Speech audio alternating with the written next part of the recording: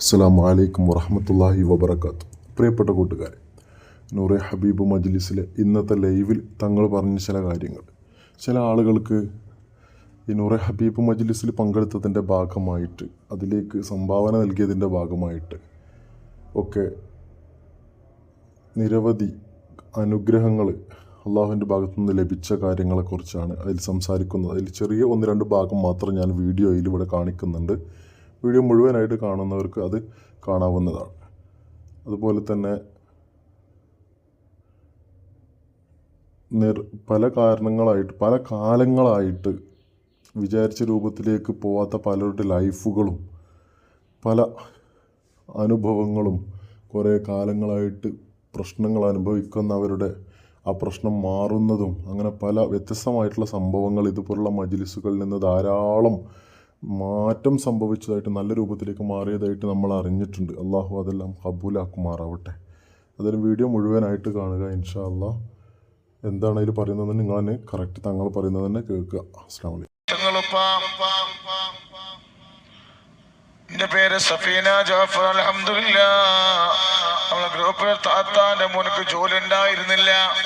അവൻ അക്കൗണ്ടാണ് പഠിച്ചത്. തങ്ങളിപ്പാപ്പാനെ വന്ന് കണ്ടു, സ്വലാത്ത് കേൾക്കാൻ പറഞ്ഞു. സ്വലാത്തുൽ ഫാത്തിഹിന്റെ ബറക്കത്ത് കൊണ്ട് അവന് പഠിച്ച ജോലി തന്നെ അവന് കിട്ടിയിട്ടുണ്ട്. അത് സ്വലാത്തിന്റെ ഫضലാണ്. അല്ലാഹുവേ നീ ഖൈർ നൽകണേ അല്ലാഹ്.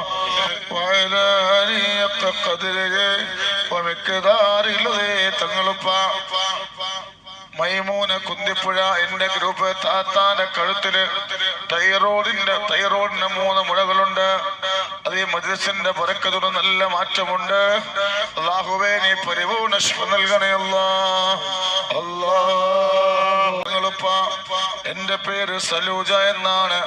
എന്റെ ഗ്രൂപ്പിൽ താത്താന്റെ മകനെ കല്യാണം ശരിയാകുന്നില്ല. കല്യാണം കഴിഞ്ഞ 7 വർഷമായി മക്കളില്ല. വളരെ വിഷമത്തിലായിരുന്നു. തങ്ങളടുത്ത് വരെ വന്നിരുന്നു, സ്വലാത്ത് കേൾക്കാൻ പറഞ്ഞു. ഇപ്പോ പൊന്നാരമോള് ഗർഭിണിയാണ്. അതൊക്കെ സ്വലാത്തിന്റെ പവറാണ്. സ്വലാത്ത് ചൊല്ലുമ്പോ അല്ലാഹു റഹ്മത്തിന്റെ മാലാഖമാർ ഇറക്കി തരും. അല്ലാഹുവേ നൂറെ ഹബീബിന്റെ മുത്തുമണികൾക്ക് ഖൈറും ബറക്കത്തും പ്രദാനം ചെയ്യണല്ലോ. മനോഹരമായ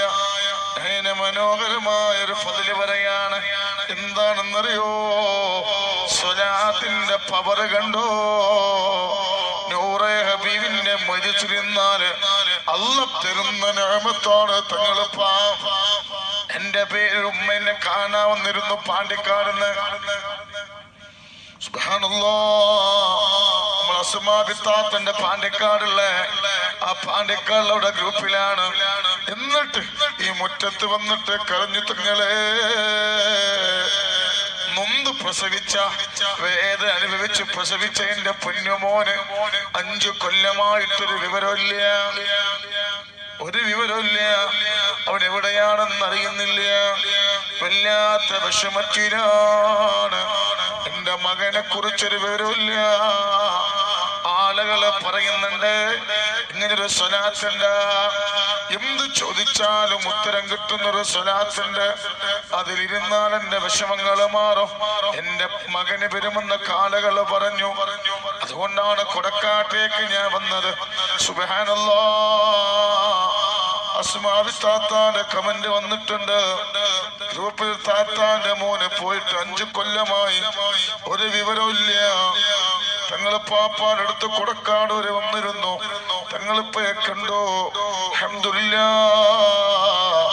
2 ദിവസങ്ങൾക്ക് മുമ്പ് വീട്ടിലേക്ക് ആ പൊന്നുമോന് കയറി വരുന്നു.